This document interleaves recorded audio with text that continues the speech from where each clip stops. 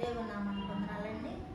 మరి యొక్క మారు మనసు, దేవుని పట్ల ఎంతమంది మారు మనసు పొందారన్నది దేవుని వాక్యం. ఆయన మారు మనసు పొందాలనే ప్రతి మనిషిని ఆయన ఆశించాడు.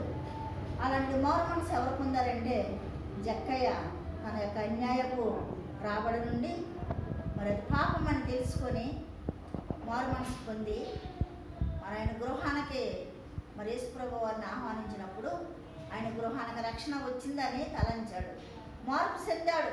కుటుంబం కూడా మారు మనసు పొందింది.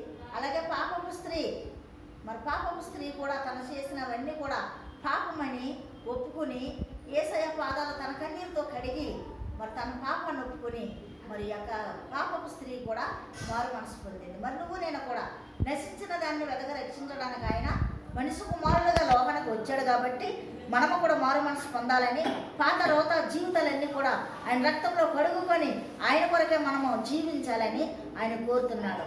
మరి యొక్క జక్కయ్య ఏ రీతిగా మారు మనసు పొందాడో, మరి పాపపు స్త్రీ ఏ రీతిగా పొందిందో నువ్వు నేను కూడా మరి రాత పాత జీవితాలను విడిచిపెట్టుకొని ఈ యొక్క నూతన ఆత్మతో, నూతన శక్తితో, నూతన ఆత్మతో ఆయన పట్ల జీవించాలని ఆయన ఆశ.